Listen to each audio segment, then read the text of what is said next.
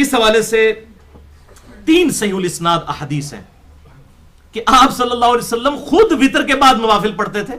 اب آپ صلی اللہ علیہ وسلم کو تو یہ بات پتا تھی نا کہ وطر آخری نماز ہونی چاہیے, تو آپ پھر کیوں 2 نوافل پڑھتے تھے؟ اس لیے کہ وہ 2 نفل ایڈ کرنے سے وطر وطر ہی رہے گا, آڈ ہی رہے گا, تاک تاک ہی رہے گا, وہ ٹوٹے گا نہیں. اور وہ حدیث 3 حدیثیں ہیں اس حوالے سے. پہلی حدیث صحیح مسلم میں انٹرنیشنل نمبر کے مطابق 1724 نمبر, 1739 سے لے کر 1742 نمبر, مشکات میں 1284, 1285, 1257, جامعہ ترمذی میں 471, سنن ابن ماجہ میں 1195 اور 1196, اور سنن نسائی میں بھی موجود ہے. دیکھیں کتنے حوالے اس کے موجود ہیں. ام سلمہ رضی اللہ تعالیٰ عنہ ام المومنین, اور ام المومنین ام عائشہ رضی اللہ تعالیٰ عنہ کا بیان ہے کہ نبی صلی اللہ علیہ وسلم نماز وطر کے بعد 2 رکعت بیٹھ کر نماز نوافل ادا کیا کرتے تھے, اور یہ کانا کے سیغے کے ساتھ ہے, کنٹینیوس ٹینس کے ساتھ, کہ آپ صلی اللہ علیہ وسلم Prophet used to offer 2 نفل after وطر. آپ صلی اللہ علیہ وسلم 2 رکعت ہمیشہ ادا فرمایا کرتے تھے وطر کی نماز پڑھنے کے بعد بیٹھ کر. تو آپ تو پھر جب فرما رہے ہیں صلی اللہ علیہ وسلم کہ وطر کو آخری نماز بناؤ, تو اس کا فہم یہ ہے کہ اس کے بعد دوبارہ وطر نہ پڑے جائیں تاکہ وہ وطر اور ٹوٹ نہ جائے. اگر نوافل پڑھیں تو یہ جائز ہے, آپ صلی اللہ علیہ وسلم کی اپنی سنت مبارکہ ہے. تو یہ میں نے حوالہ دے دیا کہ آپ صلی اللہ علیہ وسلم کی یہ عادت مبارکہ تھی.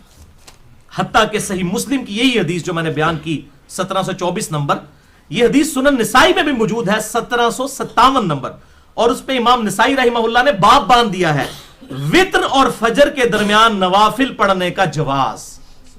تو انہوں نے مسئلہ ہی حل کر دیا ہے. یعنی امام نسائی نے بھی وہی رزلٹ نکالا جو میں نے نکالا ہے, المتوفا 303 ہجری. انہوں نے اس پہ ہیڈنگ بنا دی مسلم شریف کی حدیث جب نسائی میں لی کہ وطر اور فجر کے درمیان نوافل پڑھنے کا جواز, یعنی نوافل پڑھنے سے رات کے وطر نہیں ٹوٹیں گے, کوئی ایشو نہیں ہے. لہذا ابن عمر رضی اللہ تعالیٰ عنہ کا وہ اجتہاد جو ہے وہ مرفوع احادیث کے خلاف ہے. اگر کوئی شخص نوافل پڑھتا ہے تو یہ الحمدللہ آپ صلی اللہ علیہ وسلم کی سنت ہے, اور اس کی بڑی فضیلت بھی آئی ہے. اس میں بھی 2 حدیثیں میں انشاءاللہ اس حوالے سے بیان کر دیتا ہوں. بہرحال 2 اشکالات تھے, جو ان میں سے ایک اشکال تو کلیئر ہو گیا کہ وطر کے بعد نماز ادا کرنے سے وطر نہیں ٹوٹتا. 2 نفل پڑھیں, 4 پڑھیں, جتنے مرضی پڑھیں, وطر اپنی جگہ قائم رہتا ہے. وطر کو توڑ کے دوبارہ وطر ایڈ کر کے اس طرح کرنے کی ضرورت نہیں ہے. اور دوسرا اشکال جو ہے وہ صوفیاء کی طرف سے عموماً اٹھایا جاتا ہے, اور انہوں نے اس معاملے میں ضد اور ہٹ درمی اپنائی ہوئی ہے, اور وہ یہ کہتے ہیں کہ جی آپ صلی اللہ علیہ وسلم نے چونکہ وطر کے بعد 2 نفل بیٹھ کے پڑھے ہیں تو ہماری ضد ہے کہ ہم نے بھی بیٹھ کے ہی پڑھنا ہے, اور اس ضد کے اوپر وہ اڑے ہوئے ہیں. حالانکہ آپ صلی اللہ علیہ وسلم کی یہ خصوصیت ہے کہ آپ جب بیٹھ کر بھی نماز پڑھتے تھے نا, آپ کو پوری نماز کا ثواب ملتا تھا. ہمارے لیے یہ مسئلہ نہیں ہے. اس کو سپورٹیو وہ حدیث ہے صحیح مسلم میں 1715 نمبر, جو مشکات میں بھی 1252 نمبر موجود ہے.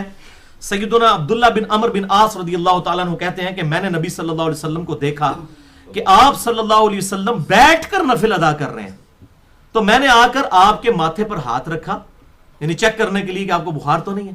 آپ نے فرمایا عبداللہ یہ کیا کر رہے ہو؟ کہا یا رسول اللہ صلی اللہ علیہ وسلم, میں نے تو آپ کے ریفرنس سے یہ بات سنی ہے کہ جو بیٹھ کر نماز پڑھنا ہے یہ کھڑے ہو کر نماز پڑھنے سے آدھا ثواب رکھتی ہے, تو آپ خود بیٹھ کر نماز پڑھ رہے ہیں. اچھا آپ نے یہ نہیں فرمایا تو میری گستاخی کر دیتی ہے. دیکھیں نا آج کل آپ کسی مولوی سے کوئی مسئلہ پوچھ لیں تو فوراً اس کو مطلب گستاخی والا مسئلہ ہو جاتا ہے. سوال پوچھیں تو اس طرح ہوتا ہے جیسے, اور اگر آپ کو ایسا خدا نخواستہ سوال کر دیں جو اس کے مسئلہ کے خلاف ہے تو اسی طریقے سے آپ نے اس کو شاید ماں بہن کی گالی نکال دی ہے. تو آپ صلی اللہ علیہ وسلم نے اس کو برا نہیں بنایا, اور وہ کس لیول کا اعتراض کر رہے ہیں کہ یا رسول اللہ آپ نے تو یہ بات فرمائی ہے کہ بیٹھ کے آدھا ثواب ملتا ہے اور آپ خود بیٹھ کے نماز پڑھ رہے ہیں. تو آپ صلی اللہ علیہ وسلم نے نہیں فرمایا کہ گستاخی ہوگی, آپ نے فرمایا عبداللہ میں تم میں سے عام لوگوں کی طرح نہیں ہوں, مجھے اللہ تعالیٰ اس حالت میں بھی پوری نماز کا ثواب ہی عطا فرماتا ہے الحمدللہ. تو یہ آپ صلی اللہ علیہ وسلم کی خصوصیت تھی, جیسا کہ بخاری اور مسلم کی متفق علیہ حدیث ہے کہ آپ صلی اللہ علیہ وسلم کا وضو نہیں ٹوٹتا تھا سونے کی وجہ سے. خراٹے بھی لیتے تھے, یہ خراٹے کو لوگ برا سمجھتے ہیں خراٹے لینے کو, حالانکہ یہ سنت ہے. آپ صلی اللہ علیہ وسلم خراٹے بھی لیتے تھے. اما عائشہ کہتی ہیں ہم خراٹوں کی آواز سنتے تھے اور پھر آپ صلی اللہ علیہ وسلم اسی طرح اٹھ کے جا کے نماز پڑھا دیتے تھے. میں نے کہا اللہ کے نبی آپ وضو نہیں کرتے؟ فرمایا کہ ہم انبیاء کی صرف آنکھیں سوتی ہیں، دل جاگتے رہتے ہیں، ہمارا وضو نہیں ٹوٹتا۔ تو یہ آپ صلی اللہ علیہ وسلم کی خصوصیت تھی، یہاں پر بھی آپ کی خصوصیت ہے بیٹھ کر پڑھنا۔ ہمیں چاہیے کہ ہم کھڑے ہو کر ہی یہ 2 نفل پڑھیں اور ان 2 نفلوں کو اپنی زندگی میں داخل کریں۔ ابھی میں آپ کو وہ فضیلت بتاتا ہوں تو آپ جھوم اٹھیں گے کہ ان 2 نوافل کی کتنی فضیلت ہے۔ الحمدللہ میں نے تو اپنی زندگی میں اس کو اوبلیگیٹری اپنے اوپر کیا ہوا ہے کہ یہ 2 نوافل پڑھنے ہی پڑھنے ہیں، کیونکہ میں ذرا سست الوجود آدمی ہوں، آپ کو فضیلت بھی پتہ چل جائے گی۔ دوسری حدیث انہی 2 نوافل کے اعتبار سے مسند امام احمد میں جلد 5 صفحہ 260 پر انٹرنیشنل نمبر کے مطابق 22,300 نمبر، اور مشکات المصابیح میں بھی موجود ہے 1287 نمبر، کہ نبی صلی اللہ علیہ وسلم وطر کے بعد جو 2 نوافل ادا فرماتے تھے تو پہلی رکعت میں پڑھتے تھے اذا زلزلت الارض زلزالها، اور دوسری رکعت میں پڑھتے تھے قل یا ایھا الکافرون۔ یہ آپ صلی اللہ علیہ وسلم کی عمومی سنت تھی، ان 2 صورتوں کو یاد کریں۔ ویسے اس کے علاوہ بھی کچھ اور پڑھ لیں تو ٹھیک ہے، لیکن اس کی فضیلت زیادہ ہوگی۔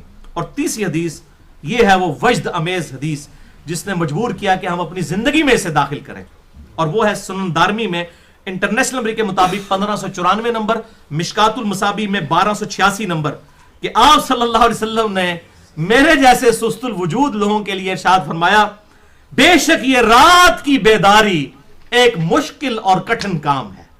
یہ رات کو اٹھ کے نوافل پڑھنا اور تہجد پڑھنا یہ مشکل کام ہے، اور خصوصاً سفر کے بارے میں آپ نے ارشاد فرمایا کیونکہ آپ سفر میں تھے۔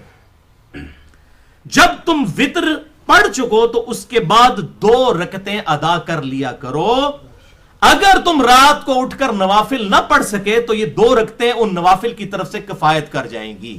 الحمدللہ، یعنی مفت میں ہی تہجد کے افضل وقت کا ثواب۔ ویسے تہجد کا یہ مطلب نہیں کہ آپ نے آخری پیر میں اٹھنا ہے، عشاء کے ساتھ جو بھی نوافل پڑھے جائیں گے وہ قیام اللیل تہجد وطر ہی بنتے ہیں، لیکن افضل وقت ہے رات کو اٹھ کے پڑھنا۔ اچھا، اس میں آپ صلی اللہ علیہ وسلم کیا فرما رہے ہیں؟ وطر کے بعد 2 نفل پڑھ لو، رات کو نہ بھی اٹھ سکے تو ثواب ملے گا۔